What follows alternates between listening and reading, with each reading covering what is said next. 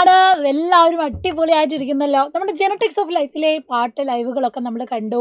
Already എസ്ത്ര ബാച്ചിൽ ഇതാ പഠിച്ച് സെറ്റായിട്ട് റിവിഷനൊക്കെ കഴിഞ്ഞിരിക്കുകയാണ്. 2 ബാച്ചിൽ നമ്മൾ ക്ലാസ്സസ് ആരംഭിക്കാൻ പോവാണ്. അപ്പോൾ നിങ്ങൾക്ക് വേണ്ടിയിട്ട് എല്ലാവർക്കും ഒന്ന് പഠിച്ച് റിവൈസ് ചെയ്യാൻ വേണ്ടി ഞാൻ കുറച്ച് ക്വസ്റ്റ്യൻസുമായിട്ടാണ് വന്നിട്ടുള്ളത്.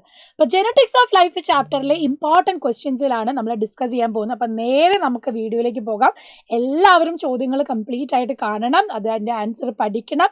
ആൻഡ് ചില ചോദ്യങ്ങൾ ഞാൻ തരും, അത് കമൻറ്റ് ബോക്സിൽ കമൻറ്റ് ചെയ്യാനും കൂടെ ഓർക്കാം. ഓക്കെ, അപ്പം observe the illustration answer the question. നമ്മൾ കഴിഞ്ഞ ദിവസം തന്നെ നമ്മൾ ക്രോസ് പഠിച്ചിരുന്നു. അപ്പോൾ ഇതിൽ തന്നിട്ടുള്ളത് ഒരു ഡൈ ഹൈബ്രിഡ് ക്രോസ് ആണ്. നമുക്ക് 2 ക്യാരക്ടർ ഒന്നിച്ച് കാണാൻ പറ്റുന്നുണ്ടാകും. അപ്പോൾ ഡൈ ഹൈബ്രിഡ് ക്രോസ് തന്നെയാണ്. Observe the illustration answer the questions given below. അപ്പോൾ ഇതിൽ പാരന്റൽ പ്ലാന്റിൽ കണ്ടോ, ടോൾ പ്ലാന്റ് ആൻഡ് റൗണ്ട് സീഡാണ്. അപ്പോൾ കംപ്ലീറ്റ്ലി പ്യുവർ ആയതുകൊണ്ട് നമുക്ക് എഴുതാം ക്യാപിറ്റൽ ടി, ക്യാപിറ്റൽ ആർ വരും.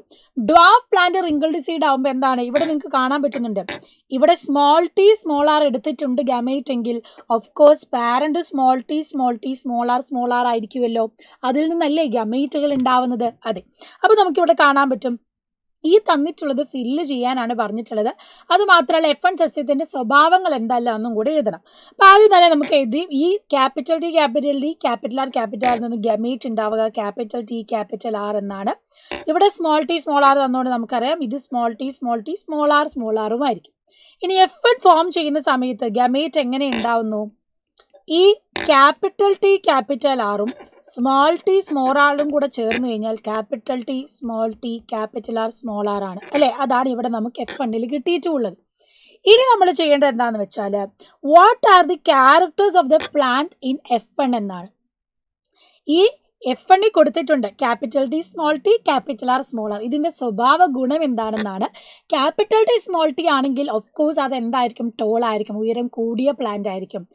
ക്യാപിറ്റൽ ആർ സ്മോൾ ആർ വന്നിട്ടുള്ളതെങ്കിലോ അത് നമുക്കറിയാം റൗണ്ട് സൈഡുമായിരിക്കുമെന്ന് അല്ലേ. അപ്പം ടോൾ പ്ലാന്റ് റൗണ്ട് സൈഡ്, ഉയരം കൂടിയ ഉരുണ്ട വിത്താണ് നമുക്ക് കിട്ടുന്നത്. അപ്പം ഈ ചോദ്യം ക്രോസുകൾ വഴി വരും. അപ്പം നന്നായിട്ട് എഴുതാൻ പഠിച്ചു വെക്കാം. അടുത്തത് പ്രോട്ടീൻ സിന്തസിസുമായി ബന്ധപ്പെട്ട ചോദ്യമാണ്. Observe the illustration related to protein synthesis and answer the question. Okay, ചോദ്യം നിങ്ങൾ ശ്രദ്ധിക്കണേ. ഇതിൽ എക്സ് എന്താണ്, വൈ എന്താണെന്നാണ് എഴുതേണ്ടത്.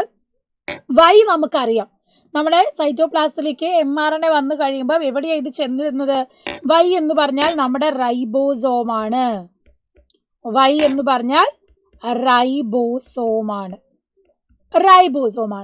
അപ്പോൾ ഈ എക്സ് എന്ന് പറയുമ്പോൾ നിങ്ങൾക്ക് ഒരു കൺഫ്യൂഷൻ ഉണ്ടാകും, കാരണം എന്താണെന്നുള്ളത് അല്ലേ.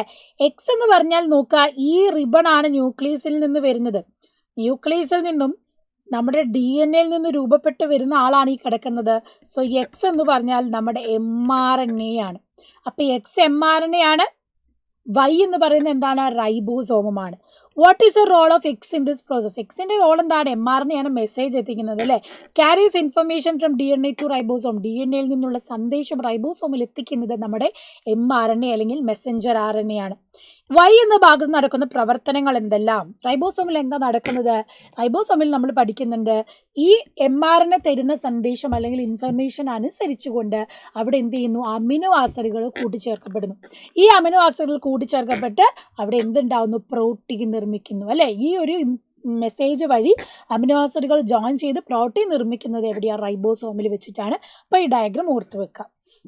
ഇനി നിങ്ങൾക്ക് കമൻറ്റ് ബോക്സിൽ കമൻറ്റ് ചെയ്യാനുള്ള ക്വസ്റ്റ്യൻസ് ആണ്. നോക്കിക്കോ, DNA 2 സ്ട്രാൻഡ്സ് ആണ്, RNA എന്ന് പറഞ്ഞത് ഒരു ഇഴയാണ്, നമുക്കറിയാം ഒരു സ്ട്രാൻഡാണുള്ളത്. അസോസിയേറ്റഡ് വിത്ത് റൈബോസോം RNA ആണെങ്കിൽ അമിനോ ആസിഡ്സിനെ ക്യാരി ചെയ്യുന്ന RNA ഏതാണ് എന്നുള്ളത് നിങ്ങൾ കമൻറ്റ് ബോക്സിൽ കമൻറ്റ് ചെയ്യണം. Carry amino acids to ribosome, amino ആസിഡുകളെ ക്യാരി ചെയ്ത് റൈബോസോമിൽ എത്തിക്കുന്നത് ആരാണ് എന്നുള്ളത് നിങ്ങൾ കമൻറ്റ് ബോക്സിൽ കമൻറ്റ് ചെയ്യുക. ആൻഡ് ഈ ഒരു ആൻസറും നിങ്ങൾ കമൻറ്റ് ചെയ്യണേ.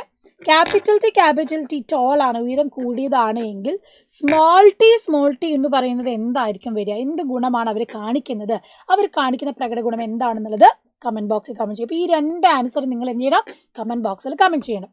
അടുത്തത് പ്രോട്ടീൻ സിന്തസിസുമായി ബന്ധപ്പെട്ട് ചിത്രം തന്നിട്ടുണ്ട്, ഇത് വെച്ച് നമ്മൾ ആൻസർ ചെയ്യണം. ഐഡൻറ്റിഫൈ A ആൻഡ് B ആണ്, നമ്മുടെ ടെക്സ്റ്റ് ബുക്കിലെ ഫിഗർ ആണ്. അപ്പോൾ നിങ്ങൾക്ക് അറിയാമായിരിക്കും ഈ DNA നിന്നും RNA അല്ലെങ്കിൽ mRNA രൂപപ്പെടുന്ന പ്രോസസ്സാണ് എ എന്ന് പറയുന്നത്. പ്രോട്ടീൻ നിർമ്മാണം റൈബോസോമിൽ നടക്കുന്ന പ്രോസസ്സാണ് ബി എന്ന് പറയുന്നത്. അപ്പോൾ എ എന്ന് പറയുന്നത് എന്താണ്? ട്രാൻസ്ക്രിപ്ഷൻ. ആൻഡ് ബി എന്ന് പറയുന്നതോ ട്രാൻസ്ലേഷനുമാണ്. അത് രണ്ട് പ്രോസസ്സ് സ്റ്റെപ്പ് ഓർത്ത് വെക്കണം. Where do you find RNA and what are their function? RNA എന്ന് പറഞ്ഞാൽ എന്താ? റൈബോസോമൽ RNA ആണ്. അതെവിടെയാണ് നമ്മൾ കാണുക? റൈബോസോമിലാണ് കാണുന്നത്. ഇവരെന്താ ചെയ്യുന്നത്? റൈബോസോമിൽ വെച്ചിട്ട് ഈ പറയുന്ന ഇൻഫർമേഷൻ വെച്ച് അമിനോ ആസിഡുകളുടെ ബോണ്ട് ഉണ്ടാക്കുന്നു. അമിനോ ആസിഡുകളെ ചേർത്ത് വെക്കാൻ ബോണ്ട് ഉണ്ടാക്കി പ്രോട്ടീനെ നിർമ്മിക്കുന്ന പ്രോസസ്സാണ് RNA അല്ലെങ്കിൽ റൈബോസോമൽ RNA ചെയ്യുന്നത്. അപ്പോൾ ഈ പ്രോസസ്സുകൾ പഠിച്ചു വെക്കണം. ഇത് ഇമ്പോർട്ടൻ്റ് ആയിട്ടുള്ള ഫിഗറാണ്. ഓണപ്പരീക്ഷയ്ക്ക് നിങ്ങൾ ഉറപ്പായിട്ട് പ്രതീക്ഷിക്കേണ്ട ഒരു ചിത്രം കൂടിയാണ്. അപ്പോൾ ട്രാൻസ്ക്രിപ്ഷൻ, ട്രാൻസ്ലേഷൻ, അതിൽ 3 RNA പങ്കെടുക്കുന്നുണ്ട്. mRNA, tRNA, rRNA. അതെല്ലാം പഠിച്ചു വെക്കുക, ഫുൾ ഫോം മനസ്സിലാക്കി വെക്കുക. അപ്പോൾ ഇത്രയും ചോദ്യങ്ങളാണ് തന്നിട്ടുള്ള ചോദ്യങ്ങളുടെ ആൻസേഴ്സ് കമൻറ്റ് ബോക്സിൽ കമൻറ്റ് ചെയ്യാൻ മറക്കരുത്. അപ്പോൾ അടുത്ത ലൈവിൽ വീണ്ടും കാണാം. Stay tuned. Bye bye.